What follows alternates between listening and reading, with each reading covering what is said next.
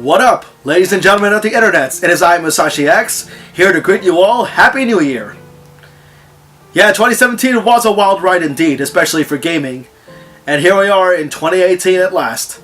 And what better way to start off 2018 than a review of an indie title that got released this past year, or in this case, this past September. In spring break this past year, I've made my review of Galaxy Trail's Freedom Planet and loved the heck out of it, having mechanics that are inspired by Sonic the Hedgehog, and I really can't wait for its sequel to come out soon.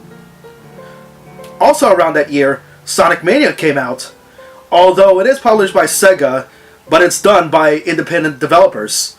So I guess you could say that Sonic Mania is half IP and half indie game.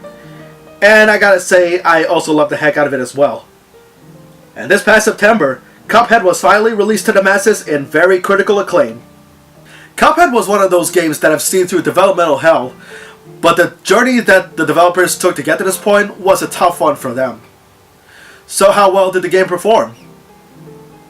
Well, we're here to find out. Here's my review of Cuphead.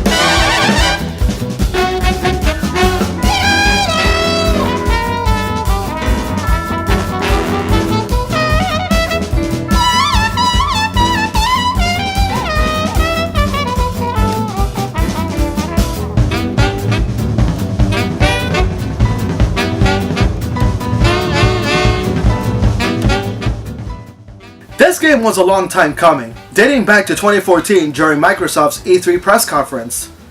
And upon looking at the trailer, at first glance, I thought to myself, hold up, is this a new game? Or is it a modern day Max Fleischer cartoon for the new generation? Yeah, it sure looks like it. I thought we were just watching a 1930s cartoon that is out of place in a gaming consumers convention until gameplay was actually thrown in, and never have I thought this game would be a run and gun shooter in 1930s form. First impressions mean everything to anyone, and out of all that's featured in that year's press conference, Cuphead was the game that I kept my eye on, but some years have passed without any news except them saying that development still continues after seeing numerous preview videos in social media. The fact that it's a 1930s themed shooter is a very ambitious task for the debut game of Studio MDHR, short for Moldenhauer, founded by the Moldenhauer brothers Chad and Jared, who in one of their interviews said that implementing the idea of Fleischer-style designs and animation came as happenstance for them as they grew up watching those cartoons. Like Studio MDHR, I also grew up on watching the old Max Fleischer cartoons like Popeye, or old Disney shorts like the debut of Mickey Mouse and Donald Duck in Steamboat Willie and The Wise Little Hen, respectively. And it's all thanks to my folks and the power of VCR technology. Shows will be recorded into these things and I get to watch them as many times as I like. Since the brothers grew up watching old cartoons, it made sense that they would use the same animation techniques used on those cartoons and place them into the game, with brother Chad hand drawing the animations and paint the backgrounds using watercolors and colorizing them in Photoshop, and then have the gameplay running at 60 frames per second while the animation runs at 24, which is a film standard. As someone who has studied graphic design, I can relate to Studio MDHR as brainstorming for ideas, creating original works to make them marketable, and presenting them in a very professional manner is very stress-inducing. But in Studio MDHR's case, their methods are what I considered overkill, especially on combining very ancient animation techniques with the use of Unity.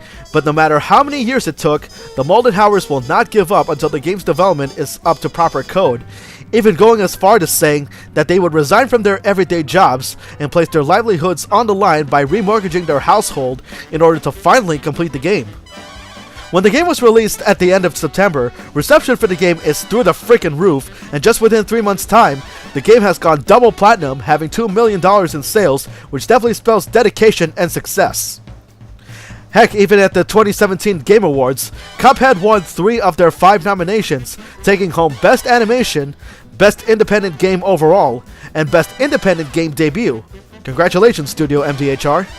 Cuphead's style of run and gun is no doubt inspired by games like Contra, Sunset Riders, or Metal Slug, but there's also 2D shooting sections that are inspired by games like Gradius or Thunder Force. Now, I've actually grown up playing those genres, especially during the days of the NES when I used to play a lot of the old Konami games, and Thunder Force 3 was my very first Sega Genesis game, and I played the heck out of it because it's just that good. These games are hard, don't get me wrong. No matter how challenging they are, they're still great games. And the fun factor of Cuphead is no exception to that. But is the game worthy of all of its accolades, and will it be a good recommendation to anybody? Well, let's dive right in and find out. Alright, I'm not gonna deny it, but unlike my experiences with old 80s and 90s shooters, the difficulty of Cuphead is chaotic at best, and not something I would recommend for a weekend gaming relaxation. And if you think Super Contra is hard, and truthfully it is, Cuphead's difficulty is insane in comparison. You can play co-op with another player, with player 1 as Cuphead and player 2 as his brother Mugman, but being the lone gamer that I am, I took the task of dealing with the game and review solo. The tale of Cuphead has the titular character and his brother playing around until they stumble upon a casino that's owned by the devil himself and managed by his second-in-command, King Dice. Cuphead keeps gambling away until his overconfidence got the better of him and rolled snake eyes, causing him to lose, and the devil demands for their souls. The brothers beg for mercy to be spared and plead for another way to repay the devil.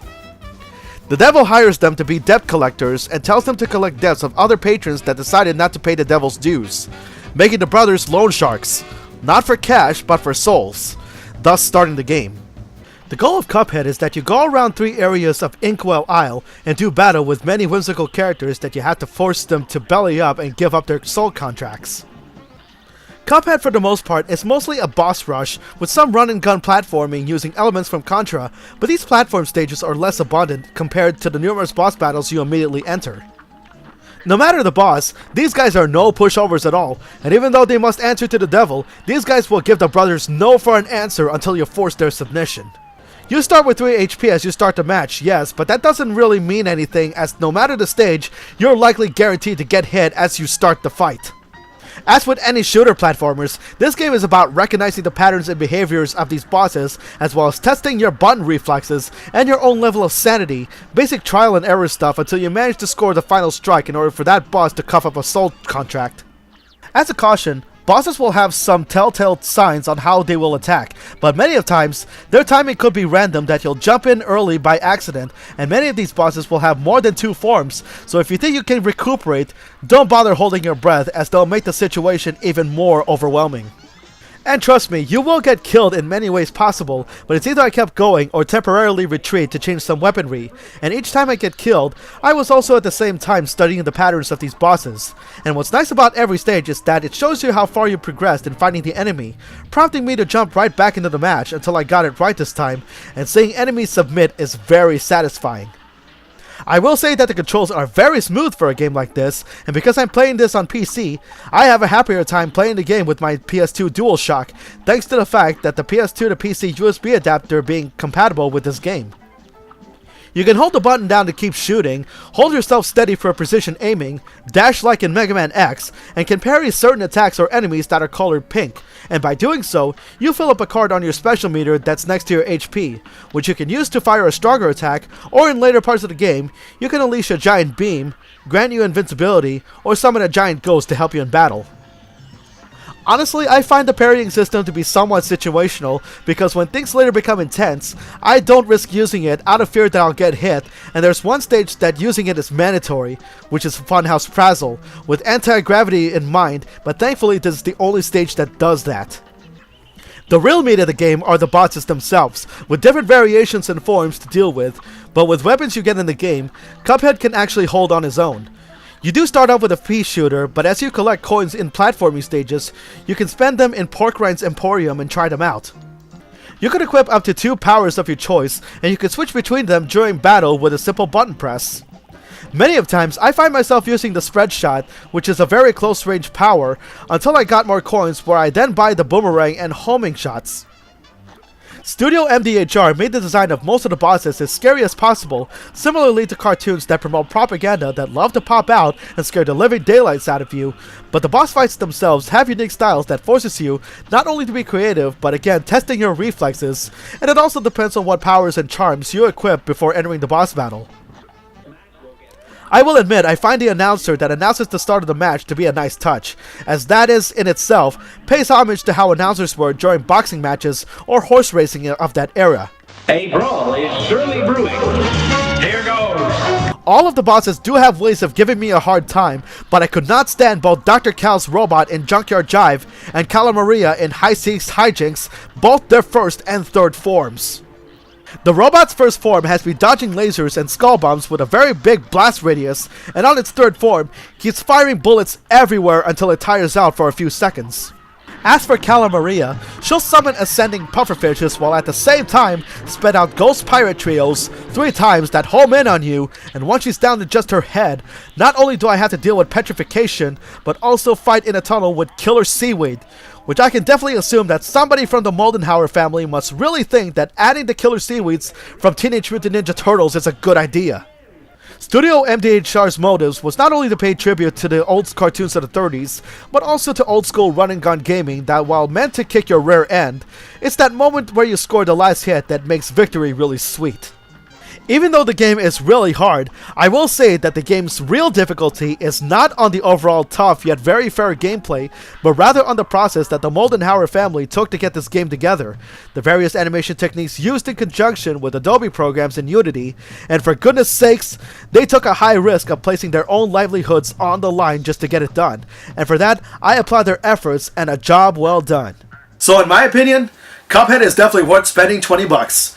Not only does it reward you with patience and perseverance, but also rewards you with great gameplay that has excellent pieces of jazz music, the best controls I've ever felt in a video game, and above all, the overall design.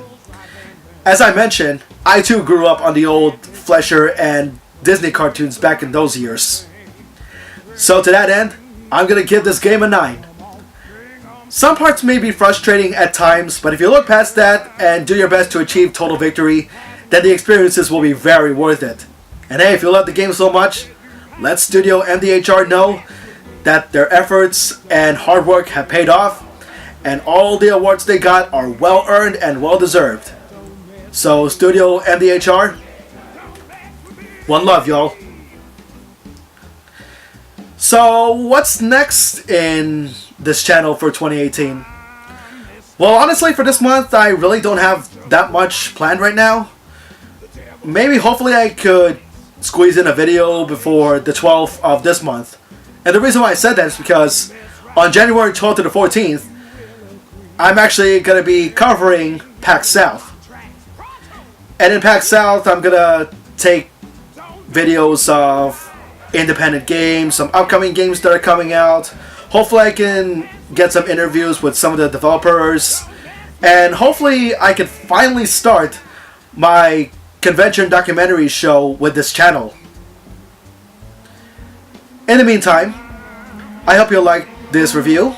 Don't forget to subscribe, check out my other videos, leave comments below, and don't forget to check out my Facebook fan page for any photos and gaming highlights as well as convention highlights that I took.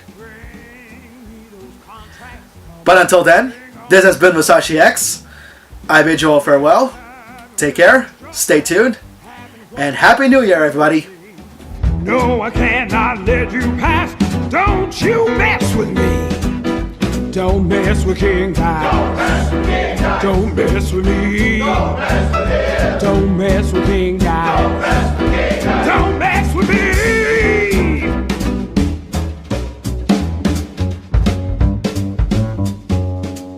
Ah. Mr. King dies, heed just what I say. The devil has his price, and I'll make sure you pay. I don't have time to mess round, and I hope you will agree.